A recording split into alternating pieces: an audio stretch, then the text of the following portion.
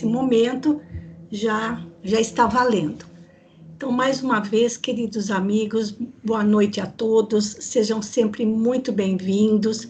Eu agradeço imensamente pela companhia de vocês, me proporcionando a oportunidade de contribuir com a divulgação do Evangelho à luz do Espiritismo. Hoje é o nosso 8º encontro.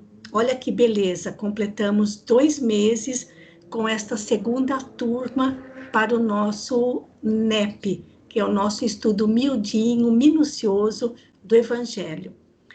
Para iniciarmos as atividades desta noite, eu vou pedir para a Celina fazer a prece de abertura para nós. Pode ser, Celina?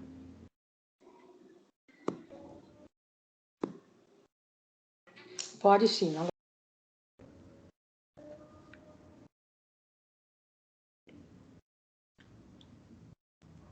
Pode começar.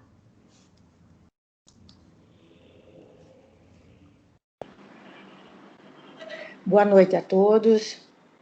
Vamos elevar nossos pensamentos a Deus, ao nosso Mestre Jesus, agradecer a oportunidade do estudo, a oportunidade deste horário, dessa bênção de ouvir os ensinos do Mestre. Possamos todos nós, encarnados e desencarnados, aproveitar as lições, tirar proveito daquilo que estamos ouvindo, principalmente saber sermos exemplos daquilo que estamos aprendendo. Agradecemos a todos os irmãos, contamos com a proteção dos nossos amigos, para que essa noite seja um estudo proveitoso. Assim seja, Senhor Jesus. Obrigada. Graças a Deus. Obrigada, Celina. Bem, vamos lá. No Evangelho de Mateus, logo no comecinho do capítulo 13, há um conjunto de 7 parábolas, que são denominadas as parábolas do reino. Vamos conhecer essas 7. A primeira é a parábola do semeador. Depois vem a parábola do joio, a parábola do grão de mostarda, do fermento, do tesouro, da pérola e da rede. O que é que a gente nota de curioso nessas 7 parábolas? Olha, semeador, joio, mostarda, o grão de mostarda, fermento, a rede. Todas elas estão ou dizem respeito a elementos comuns a uma determinada região da Palestina. Que região seria essa? É o que nós precisamos conhecer primeiro. Essas 7 parábolas também são denominadas as parábolas do lago, porque foram pronunciadas às margens de um lago. Qual lago? E no caso do Evangelho de Mateus e de Marcos, onde a primeira parábola narrada é a do semeador, a questão é, Jesus começa a falar começa a falar a respeito do reino dos céus para aquelas pessoas, um conceito dificílimo na época e ainda para muitas pessoas. Então, ao invés de dar grandes sermões, ele explica usando parábolas, que nós já falamos sobre o significado da palavra parábola. Então, mais especificamente, essas 7 parábolas que são narradas uma seguida da outra, onde Jesus estava, por que ele utilizou tantos elementos relacionados à vida no campo, ou então relacionadas à rede de pesca, a rede de pescar. Qual é a característica entre o tesouro e a pérola? Então, por que ele utilizou essa linguagem, esses costumes? Porque ele estava numa região muito significativa da Palestina, que é a Galileia. Então, primeiro, nós vamos fazer uma recordaçãozinha daquele mapa da Galileia, ou melhor, da Palestina, dos tempos de Jesus. Então, a Palestina nos tempos de Jesus, que inclui todo esse trecho mostrado aqui no mapa, ao norte, nesse amarelinho aqui em cima, olha, está a região denominada, na época, de Galileia. E esse é o Grande Lago. Então, vamos conhecer como é hoje essa mesma região. Ah lá, olha, ao norte, no mesmo cantinho, olha lá, olha, no mesmo cantinho hoje, e o mesmo lago aqui, olha. Então, a Galileia dos tempos de Jesus, hoje é o Distrito Norte de Israel. O lago continua exatamente o mesmo.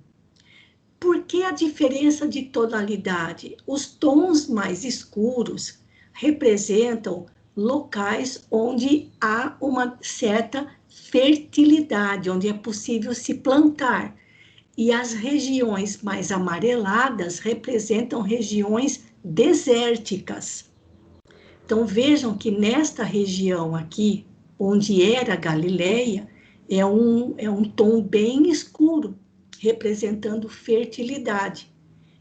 O mesmo que acontecia nos tempos de Jesus, porque nós temos não somente, porque ali existe não somente o lago, o Grande Lago, mas porque o Rio Jordão também, nesse trecho que vem do norte para cá, até desaguar nesse lago, ele é bastante caudaloso. Então, tanto naquela época quanto hoje, esta região de Israel, sobretudo na época, desde aquela época, é uma região agrícola. Então, as pessoas que viviam, no tempo de Jesus, os que viviam nessa região se dedicavam à agricultura, à pesca, ao pastoreio. Pessoas que trabalhavam muito, porque a vida era muito árdua e não havia tempo para ficar perdendo, aliás, não havia tempo para se perder com discussões filosóficas em torno dos ensinamentos e interpretações da Torá, tão ao gosto dos fariseus que habitavam Jerusalém. Tanto é que, para os de Jerusalém, o povo da Galileia era considerado caipira e facilmente reconhecível pelas suas vestes e pelo seu linguajar, pelo modo de falar, porque eles não falavam o hebraico, eles falavam o aramaico, que era um dialeto, uma mistura de algumas palavras em hebraico com algumas palavras dos tempos em que ficaram escravos lá na Assíria, que é uma região que pega a Síria e a Mesopotâmia, como a gente já falou anteriormente, dos rios Tigres e Eufrates. Então, eles eram, assim, considerados, assim, os irmãos pobres para os orgulhosos fariseus da região de Jerusalém. Mas foi justamente para essas pessoas que Jesus dedicou as suas parábolas, as parábolas do reino e outras mais. Vamos dar um outro zoom aqui mais perto para conhecer melhor o Grande Lago. Aqui, olha. O lago, o nome dele em hebraico é Kinneret, que significa harpa, porque o lago tem o formato de uma harpa. E ele é bastante extenso, tendo na sua parte mais larga aproximadamente de 11 a 13 quilômetros e na vertical aproximadamente 23 quilômetros. Por isso, a fertilidade, o fato da Galileia ser uma região bastante fértil. Nesta região ficava aqui no cantinho esquerdo, olha, a cidade de Nazaré. Oi? Acho que alguém entrou aí com o áudio aberto. Então, nesse cantinho esquerdo, nós temos aqui a cidade de Nazaré, onde Jesus cresceu e viveu até começar a sua tarefa entre nós. Ao redor do lago, existiam pequenas aldeias, e a mais importante de todas elas é Cafarnaum, ao norte. Betsaida, que ficava próximo, pertinho de Cafarnaum, e acredita-se que até o lago até fosse um pouquinho maior do que é hoje. Betsaida significa casa da pesca, ou seja, ao redor desse lado aqui, dessa margem do lago, nós tínhamos, existiam pequenas aldeias, e Jesus passou por todas elas. Kinneret ficou traduzido ou aportuguesado como Genezaré, mas vem de Kinneret. E é bastante curioso o formato desse lago, porque se nós invertermos a posição dele, ele fica muito semelhante ao mapa do Brasil. Isso é uma curiosidade que a gente percebe logo, né, pelo formato dele. Pois bem, vamos conhecer um pouquinho mais de perto, porque a questão é, Jesus pronunciou aquelas 7 parábolas do reino para quem? Então, para os galileus. Pessoas simples, mas de coração bondoso e de entendimento curto, porque a vida deles era muito árdua e eles passavam o dia trabalhando muito na pesca, no pastoreio e na atividade agrícola. Então, onde Jesus estava? Né? Sabia-se que ele estava à beira do lago, mas mais especificamente onde? Em Cafarnaum. Deixando a cidade de Nazaré, foi habitar em Cafarnaum, à margem do lago. Foi para Cafarnaum quando? Quando ele ficou sabendo que o João Batista, havia sido preso. Ele foi para Galileia, e mais especificamente em Cafarnaum, à margem do lago. Por causa disso, Cafarnaum é denominada como a cidade de Jesus. E a palavra Cafarnaum significa aldeia do Consolador. Olha que nome, gente. Aldeia do Consolador. Qual é o Consolador que foi morar nesta pequena aldeia? Jesus. Né? Pois bem, vamos conhecer o que sobrou de Cafarnaum hoje. Apenas algumas ruínas, como a gente pode verificar aqui, ó, sobre esse teto aqui, é para cobrir as ruínas, o que tem de restos de algumas construções, porque do que existia mesmo da cidade, já não tem quase nada.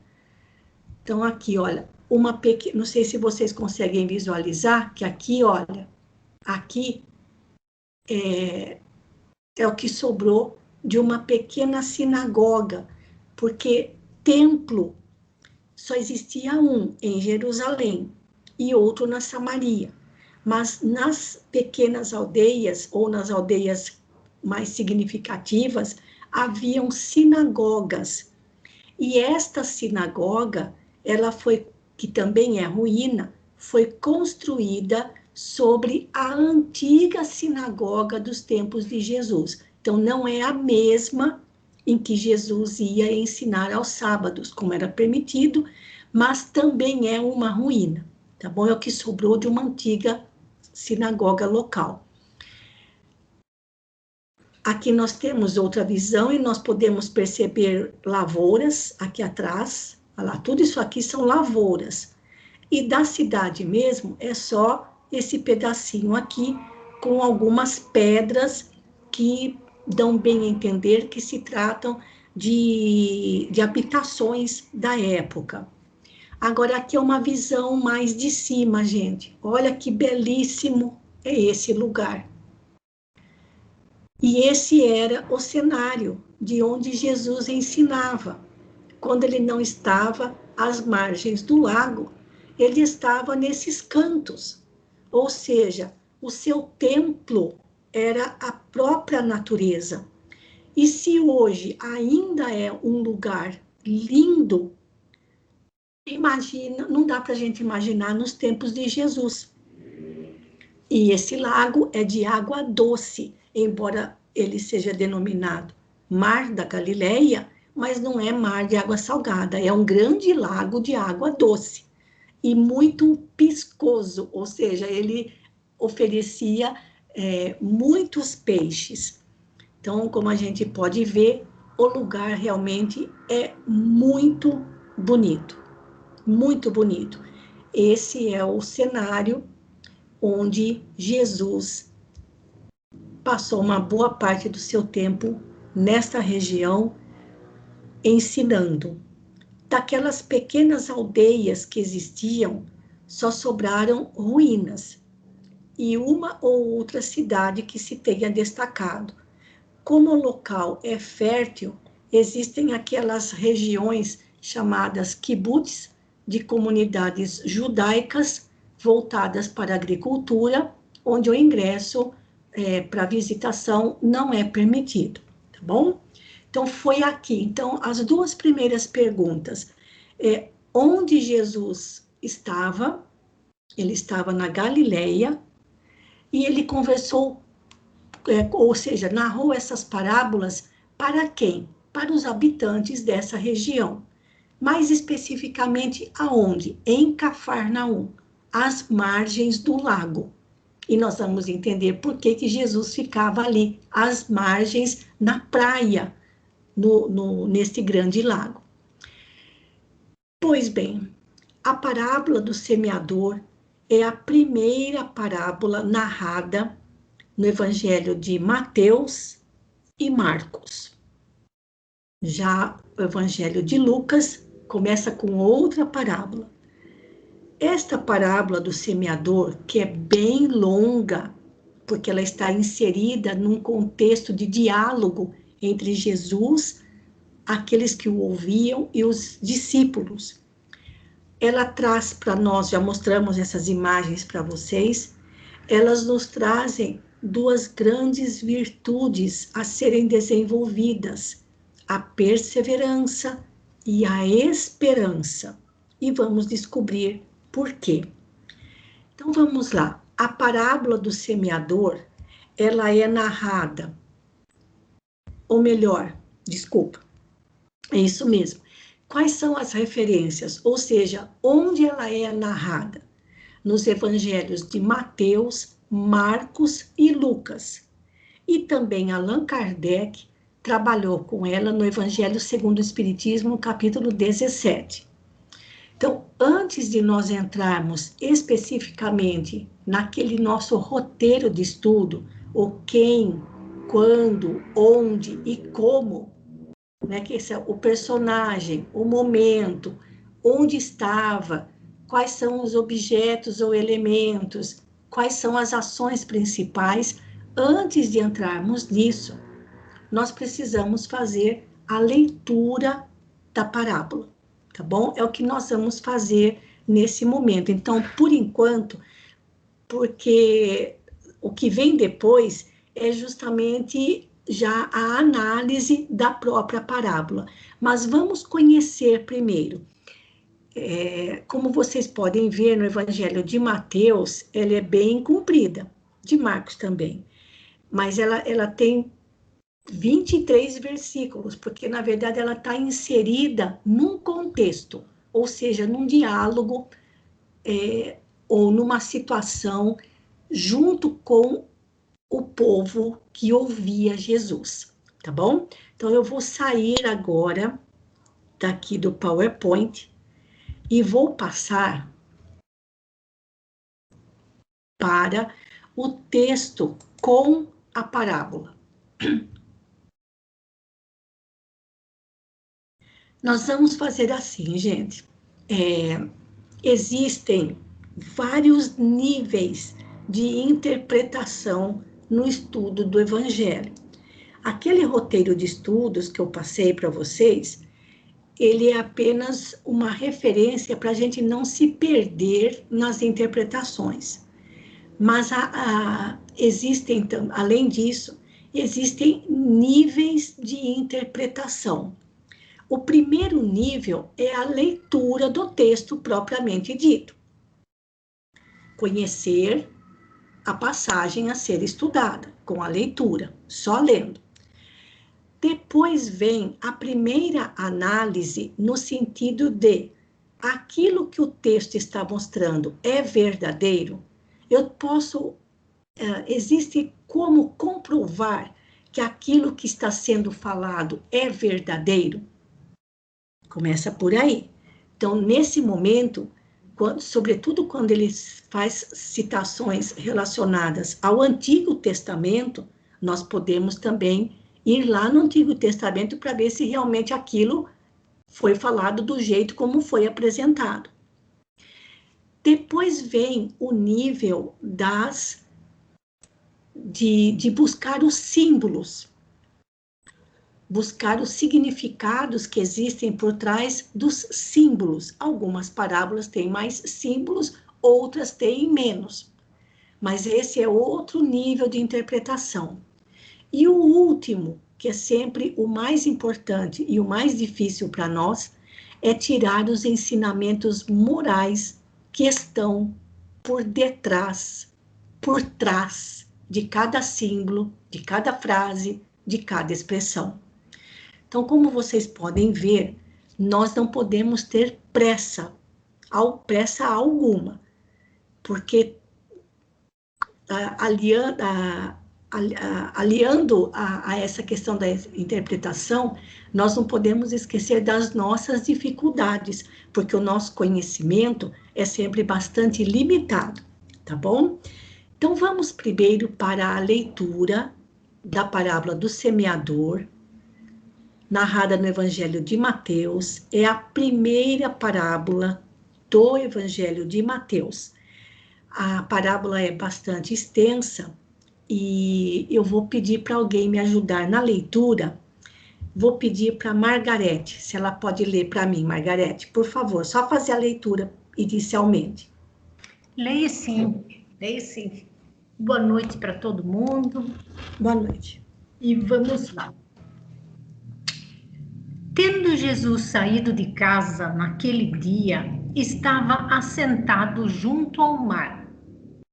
E ajuntou-se muita gente ao pé dele, de sorte que, entrando num barco, se assentou e toda a multidão estava em pé na praia. Isso, então só um minutinho, Margarete. Esse mar não é o mar Mediterrâneo, é o mar da Galileia, como é conhecido o grande lago de Genezaré. E quando fala na praia, também não é na beira da praia lá do mar Mediterrâneo, é a praia às margens do lago de água doce, tá bom? Então, isso precisa ficar bem claro para a gente, tá? Pode continuar. E falou-lhe de muitas coisas por parábolas, dizendo: Eis que o semeador saiu a semear. E, quando semeava, uma parte da semente caiu ao pé do caminho, e vieram as aves e comeram-na. E outra parte caiu em pedregais, onde não havia terra bastante, e logo nasceu, porque não tinha terra funda. Mas, vindo o sol, queimou-se e secou-se, porque não tinha raiz. E outra caiu entre espinheiros, e os espinhos cresceram e sufocaram-na. E outra caiu em boa terra e deu fruto, um a 100, outro a 60 e outro a 30. Quem tem ouvidos para ouvir, ouça. Então, só mais um tiquinho, Margarete. A parábola propriamente dita é até o versículo 9. Então, ela começa aqui, olha, no versículo 3. E falou-lhe muitas coisas por parábolas, e realmente ali naquele momento ele contou 7 de uma vez, dizendo, então, eis que o semeador saiu semear. A parábola propriamente dita é do versículo 3 até o versículo 9. Então, do 3 ao 9, ela é curtinha. Mas o fato de ser curtinha não significa que esteja cheia de detalhes, tá bom? Continuando, Margarete. E cercando-se dele os discípulos, disseram-lhe: Por que lhes falas por parábolas? Desculpem. Ele, respondendo, disse-lhes: Porque a vós é dado conhecer os mistérios do reino de Deus, mas a eles não lhes é dado. Porque aquele que tem, se dará, e terá em abundância, mas aquele que não tem, até aquilo que tem lhe será tirado. Por isso lhes falo por parábolas, porque eles, vendo, não veem, e ouvindo, não ouvem, nem compreendem. E neles se cumpre a profecia de Isaías, que diz: Ouvindo, ouvireis, mas não compreendereis. E vendo, vereis, mas não percebereis.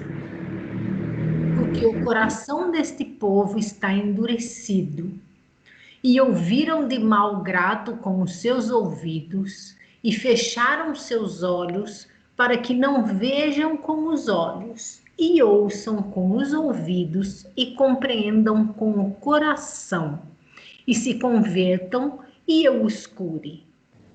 Mas bem-aventurados os vossos olhos, porque veem, e os vossos ouvidos, porque ouvem. Porque em verdade vos digo que muitos profetas e justos desejaram ver o que vós vedes e não ouviram, e ouvir o que vós ouvis e não ouviram. Isso, só um momentinho, Margarete. Aqui, sempre lembrando que, assim, esse jogo de palavras que parece repetitivo para nós, em aramaico, essas palavras certamente formavam rimas entre elas, para facilitar a memorização.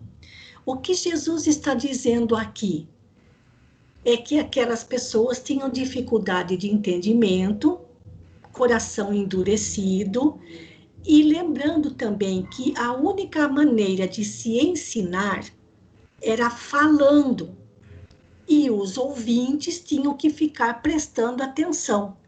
Mas quando eles não queriam ouvir o que se falava, eles tapavam os ouvidos, eles punham as mãos nos ouvidos, para dizer, eu não ouvi, eu não escutei, eu não sei de nada, não quero ouvir, para que eles, como ele diz aqui, olha, aquele que fecha os olhos, aqui, olha, aqui, olha, e ouçam com os ouvidos e compreendam com o coração e se convertam e eu os cure. Ou seja, o que Jesus dizia para eles era demais para a cabeça deles, e eles não entendiam. Então, um gesto comum era pôr as mãos sobre os ouvidos para não ouvir. Olha que coisa, gente. E quando ele diz que muitos dos profetas e homens justos que viveram há séculos atrás teriam dado tudo para ver o que aquela gente estava vendo. E o que eles estavam vendo? Eles estavam vendo Jesus. Porque estavam ali, aos pés dele, vendo e ouvindo. E assim como os discípulos. Então, quantos dos antigos profetas, quantos dos homens justos do passado teriam dado tudo para ver o Messias e não viram? Ou não viram por quê? Porque não reencarnaram, não voltaram a viver aqui na Terra na mesma época que Jesus aqui estava. É isso que ele está dizendo ali. E muita gente não querendo ouvir, para não ter que mudar de conduta. É que a única forma de se passar um ensinamento, uma informação, era falando. Então, esse conteúdo, ele se mistura na parábola, porque tudo isso é a resposta de Jesus para uma pergunta dos discípulos. Por que lhes falas por parábolas? Não era para eles, discípulos, era para aquela gente, que eram pessoas humildes, pessoas simples, trabalhadoras, mas de entendimento curto, e muitas delas com dureza de coração. Então, para falar sobre o reino dos céus, Jesus usou essa didática de falar de forma figurada, mas usando todos os costumes da época, que não são os mesmos de nosso hoje. Nós temos duas desvantagens: uma distância de tempo, 2000 anos já se passaram, mais de 2000, e nós estamos no hemisfério ocidental. Os costumes são totalmente diferentes daquelas aldeias do Oriente. Então, tudo isso para nós pode parecer, quando a gente lê a parábola, uma coisa tão simples, por que falar tanto dessa parábola do semeador como de outras? Mas nós não conhecemos os costumes. Depois a gente vai ver que tudo que Jesus falou ali era o que eles tinham no dia a dia, tá bom? Então agora Jesus vai explicar, nem os próprios discípulos entenderam. Agora Jesus termina, aliás, esse trecho termina com a explicação da parábola pelo próprio Jesus aos discípulos, aqui a partir do versículo 18. Pode continuar, Margarete. Escutai vós, pois, a parábola do semeador.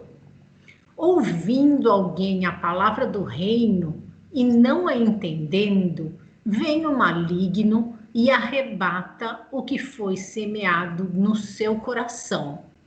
Este é o que foi semeado ao pé do caminho. O que foi semeado em pedregais é o que ouve a palavra e logo a recebe com alegria, mas não tem raiz em si mesmo, antes é de pouca duração.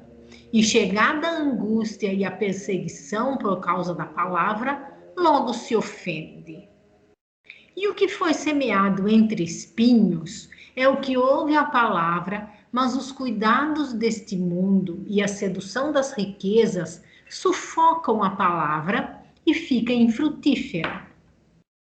Mas o que foi semeado em boa terra é o que ouve e compreende a palavra, e dá fruto, e produz 100, e um produz 100, outro 60 e outro 30. Isso, aí termina a explicação da parábola do semeador, que depois nós vamos destrinchar e desdobrar, tá bom, gente? Porque tem muitos estudos em cima disso, então a gente vai depois tentar fazer um resumo mostrando num quadro todas essas colocações.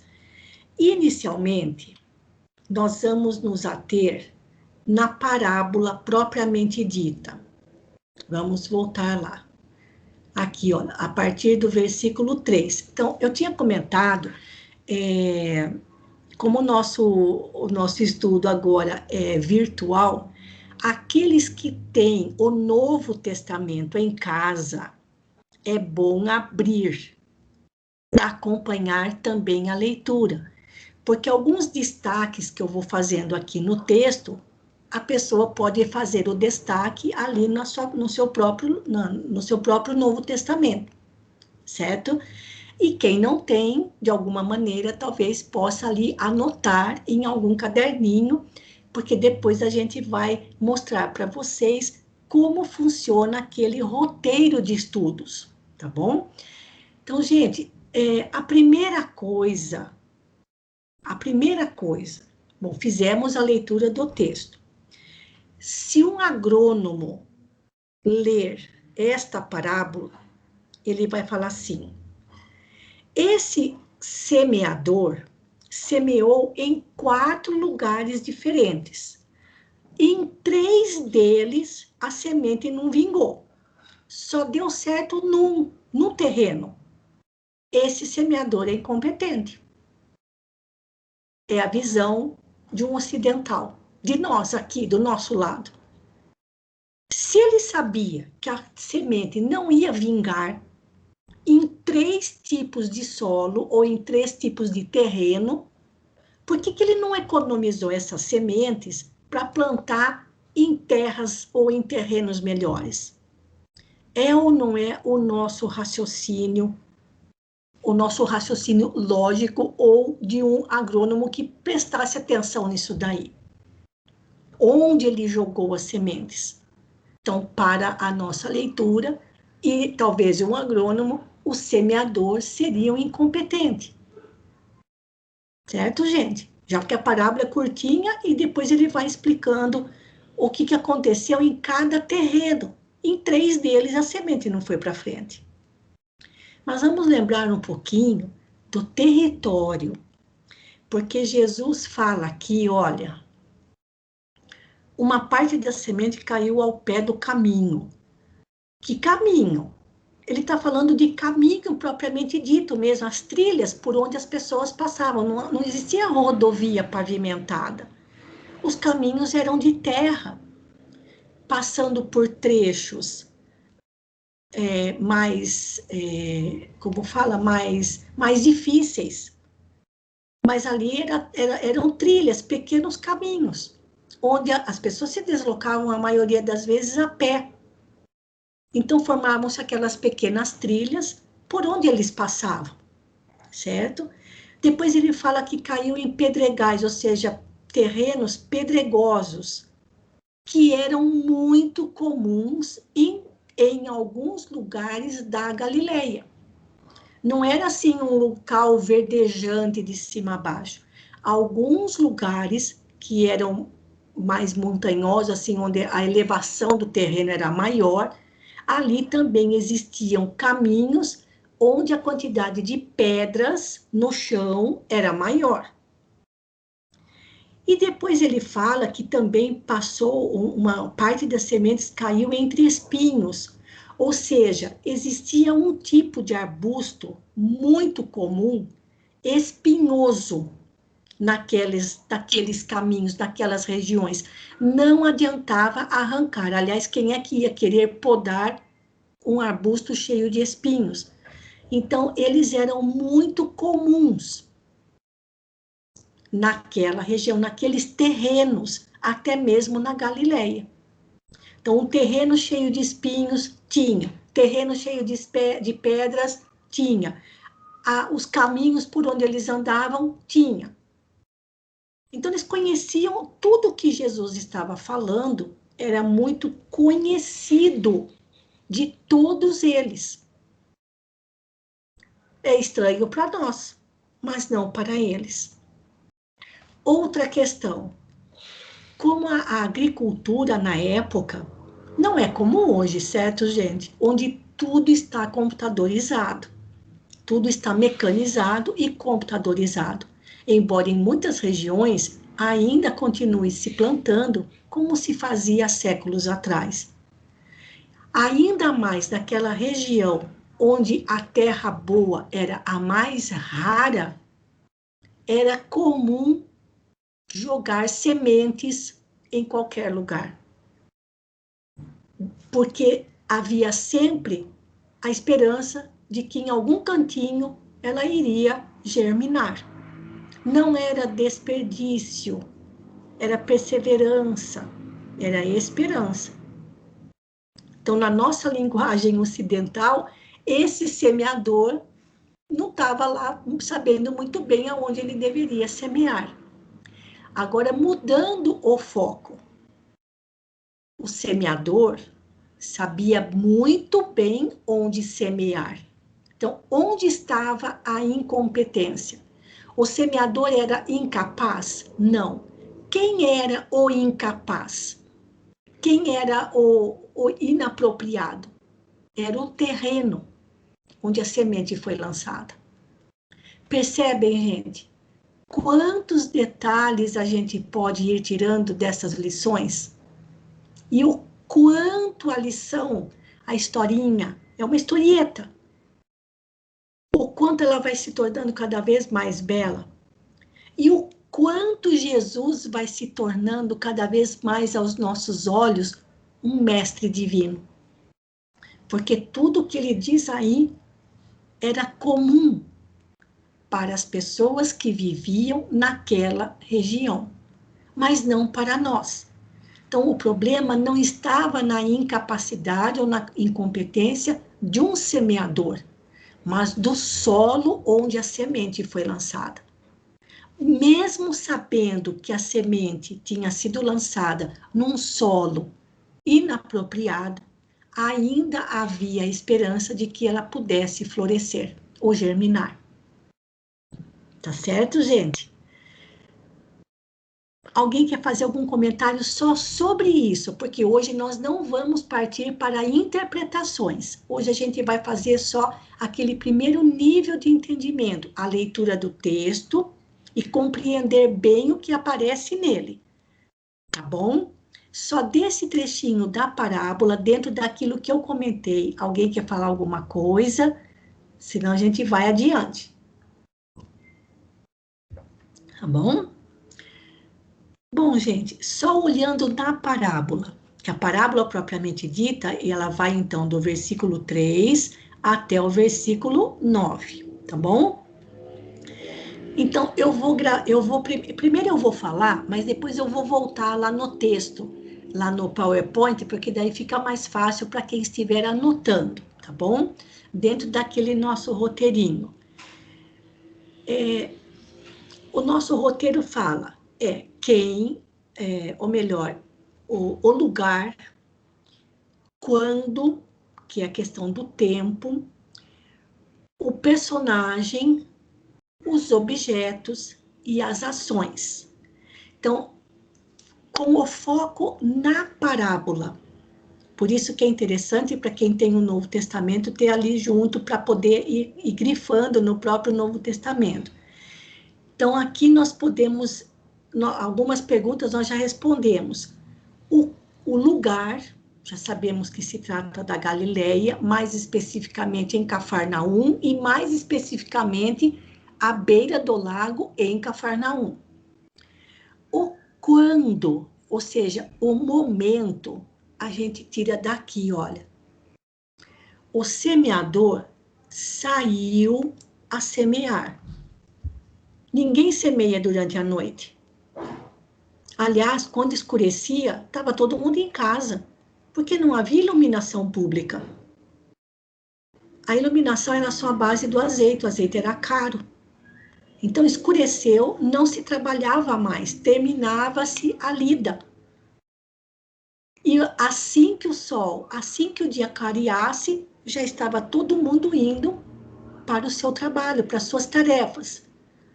Então, se Jesus saiu, eu já dei uma dica aqui, se o semeador saiu a semear, ou foi logo de manhãzinha, ou foi no final da tarde, até o final da tarde. Certo? E como diz que muita gente, e outra aqui, olha, tendo Jesus saído de casa, na casa de quem ele estava? Ele estava na casa de Pedro, porque em Cafarnaum ele passou a viver na casa com a família de Simão Pedro. E foi para junto, ali às beiras do lago, do grande lago de Genezaré. Então, ou isso aconteceu logo de manhã, ou até o final da tarde. Porque se escurecesse, aí ficaria difícil para todo mundo voltar para casa. E ajuntou-se muita gente ao pé dele. Tanto é que ele teve que sair ali da praia e subiu no barquinho, certamente na barca de Pedro, para poder ficar sentado ali, conversando com uma multidão que estava à beira da praia. Se for de manhã, se isso aconteceu logo de manhãzinha, seria complicado, porque muita gente teria ido para o trabalho e não poderia ouvir Jesus. E se fosse no final da tarde, melhor ainda, porque as pessoas já estavam voltando do trabalho. Mas, independentemente disso, isso aconteceu durante o dia. Não poderia ser durante a noite. Tá bom que da noite ninguém se enxergava por causa da escuridão. Aí, quando ele começa a narrar a parábola, voltando aqui no 3. Então, vejam, semeador saiu para semear, a semente é personagem? Claro que não, é um elemento, é um objeto. Tem o pé do caminho, as aves, as pedras, o sol, os espinhos, tem a boa terra, tem o fruto, tem a quantidade que deu para cada um. Percebem quantos elementos, quantos símbolos tem para a gente analisar? Isso sem partir para a interpretação, só em cima da parábola. Então, vamos lembrar, tem a semente, tem as pedras, tem os espinhos, tem o caminho. Que seriam essas aves? Tem o solo, propriamente dito, tem a boa terra. Então, aqui só nesse pedacinho, a gente já consegue encontrar vários elementos cujo significado nós vamos ter que destrinchar depois. Alguém quer fazer algum comentário a respeito? Porque agora eu vou voltar lá no PowerPoint, gente. Daí vocês vão me lembrando, se eu tiver esquecido de alguma coisa, eu já vi que eu esqueci, tá bom? Eu vou voltar lá e vou projetar aqui de novo, onde a gente já tinha parado. Tá tranquilo aí para vocês visualizarem? Então, olha, as referências, já dissemos. Então, dentro daquele roteiro, quem é o personagem principal desta parábola? O personagem principal é o semeador. E fica muito claro para nós que o semeador é Jesus. Então, já estamos começando a dar uma interpretação. Dentro do nosso roteiro, o onde, ou seja, onde Jesus estava quando ele contou essa parábola, ou melhor, em que lugar a parábola acontece. Porque é isso que a gente tem que diferenciar. Então, Jesus contou a parábola na Galileia, que significa jardim fechado. Mas a parábola propriamente dita, ela acontece onde? Eu não coloquei isso. Ficou faltando alguma coisa ali. Então, tem duas coisas que a gente precisa distinguir. O onde é onde Jesus narrou aquela parábola, na Galileia, mais especificamente em Cafarnaum. Mas a parábola propriamente dita, ela se passa onde? Não é? Fica a pergunta aí para depois vocês responderem. E o tempo? Quando é que Jesus contou isso? Era manhã, tarde, noite? Era verão, inverno, outono? Não aparece isso no texto. Nós só podemos concluir que se trata ao longo do dia. Olha, não é manhã, é erro de digitação meu aqui. De manhã ou à tarde, menos à noite. E se eles podiam estar ali conversando, não era inverno. Tá bom, gente? Porque no inverno a região, ela cai neve, tá bom? Vejam como funciona o roteiro. Claro que isso não é definitivo. Eu só coloquei algumas coisinhas para vocês, para aqueles que não tiveram a oportunidade de fazer um estudo desse tipo, para ter uma ideia de como a gente precisa olhar para o texto primeiro e ir buscando toda essa riqueza de informações que ele traz, para depois a gente passar para o caminho, para o nível do significado espiritual. Tá bom? O que mais? O que? Agora são os objetos, ou seja, os outros elementos que aparecem no texto, porque cada um vai ter o seu significado. E mais especificamente na parábola do semeador, tem muitos objetos. A semente. Qual seria o significado espiritual da semente? Nós não precisamos responder já. Neste primeiro momento, a gente só precisa fazer esse levantamento. Tem o solo, ou seja, o local onde a semente foi lançada. As pedras, os espinhos, a terra boa. E eu também deixei de colocar ali o caminho. E depois outros também vão surgindo. Esqueci de colocar as aves. Esqueci de colocar o sol. Então, precisa completar. Tá bom? Então, depois, tudo aquilo que eu esqueci, eu vou completar depois. Tá bom? Eu fiz isso aqui um pouco assim, meio acelerado, meio num ritmo acelerado, acabei esquecendo. E sei que algumas pessoas já fizeram esse estudo com a gente e certamente deve ter bem mais coisas que foram destacadas quando nós fizemos esses estudos. O como são as ações. E é justamente aí que nós temos a maior dificuldade em identificar a ação principal da parábola, ou que aparece na historinha.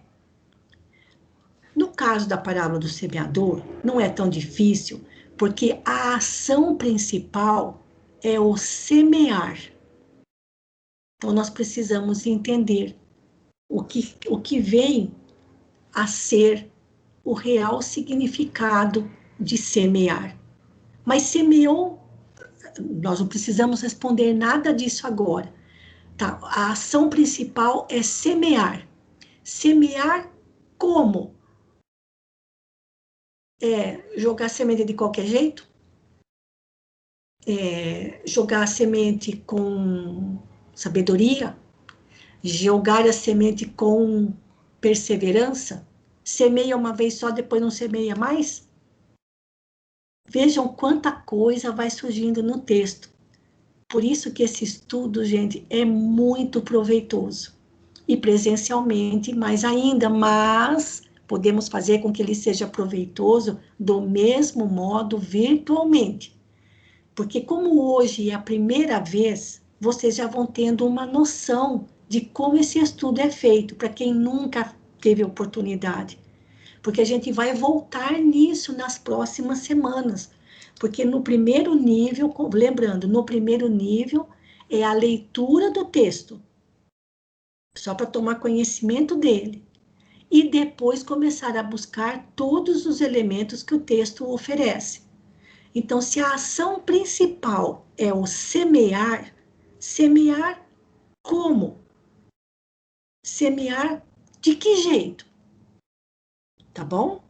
Eu acho que acaba aqui. Olha só. Lembrando, qual é o objetivo principal lá? Quais são as virtudes trabalhadas na parábola do semeador? É saber esperar. Porque quem semeia, aí volta de novo. Aqueles que vivem no campo da lavoura, e Jesus usou tantas vezes o campo e o semear como exemplo, todos os que vivem da lavoura sabem muito bem. Eu planto a semente hoje no fundo do solo, a árvore não vai dar frutos no dia seguinte. É preciso saber e esperar. E se vem alguma coisa e acaba com toda a plantação, não vou mais semear? Tem que perseverar, porque não se semeia uma vez só. Tem que perseverar.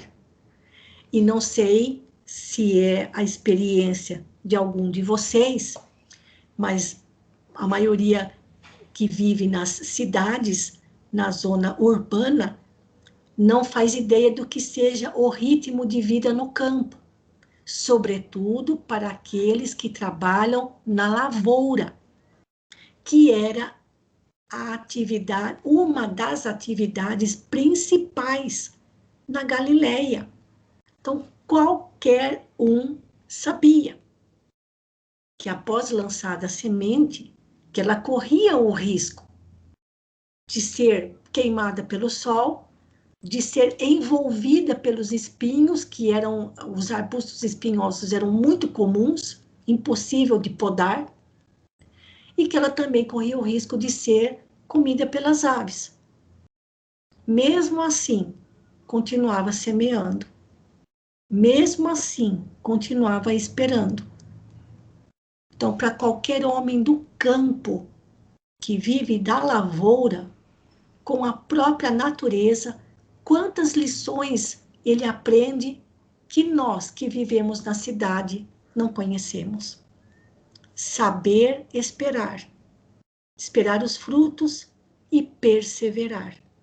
E claro, não são só essas 3 ações, tem muito mais que juntos, agora, como vocês já perceberam como funciona esse tipo de estudos, nós, assim, a nossa ação em conjunto vai ser extremamente enriquecedora. Tá certo, gente? Nós já estamos aqui faltando 5 minutinhos. Eu vou voltar numa outra página para deixar aqui para a gente visualizar, para poder fazer o fechamento, que é essa imagem tão bonita, ou melhor, vou escolher essa, da Galileia, o grande lago de Genezaré. Foi nessas margens que tantas vezes Jesus esteve junto com seus discípulos, atravessando essas águas ou ensinando na beira do lago, né? E a paisagem, esse era o seu templo, a natureza. Nós já estamos aqui em cima da nossa hora, mas eu ainda deixo, para mim aqui ainda faltam uns 3, 4 minutinhos. Alguém quer fazer alguma colocação antes de nós terminarmos, sem entrar em interpretações ainda, porque hoje não era o momento para isso. Senão nós já podemos partir para a prece de encerramento. Tudo tranquilo? Então, por favor, anotem, que depois a gente vai gravar o vídeo, vai ficar disponibilizado no YouTube para quem quiser ver novamente e fazer as suas próprias anotações, porque daí no próximo domingo nós voltamos para as lições de hoje. Eu não vi se a Vilmara entrou, se ela estiver aí, que pudesse fazer a prece de encerramento, porque eu daqui da tela onde eu estou, eu não consigo visualizar quem está presente. Ela está aí hoje? Eu não estou vendo, Maria. Não. Então, Matias, eu vou pedir para você finalizar para nós, então, já que você se manifestou, por favor. Ok. Boa noite, pessoal. Primeiramente, agradecer novamente a você, Maria, um estudo muito esclarecedor, né? Já deu para a gente entender, por mais pouco conhecimento que nós tenhamos, sabemos já muito o que é dessa parábola do semeador. Querido amado Mestre Jesus, nossos benfeitores e mentores espirituais, queremos agradecer essa oportunidade e a luz sobre a nossa mentora Maria Luísa, para que possa descrever o máximo a sua sabedoria para nós e possamos entender e começar a semear o nosso campo que nos cerca. Obrigado, Mestre, por tudo que nos tem dado. Obrigado pelas oportunidades que nos dá em semear nossas famílias, buscar as sementes que ainda não estão dando o fruto esperado e nos entregar a nossas mãos para que possamos adubá-la, regá-la com carinho e fazer dar bons frutos. Que possamos ter um final de tarde, uma final de noite, tranquila, serena, pensativa, em especial em todo esse aprendizado que tivemos hoje, e que o nosso corpo possa ter o devido descanso e reparo das forças físicas, e o nosso espírito possa sair para trabalhar, para semear no plano espiritual que tanto está precisando de ajuda, e aprender um pouco mais sobre o nosso querido, amado Mestre Jesus. Que assim seja, graças a Deus. Eu fecho aqui agora e volto para a página do Skype, podendo já parar a gravação.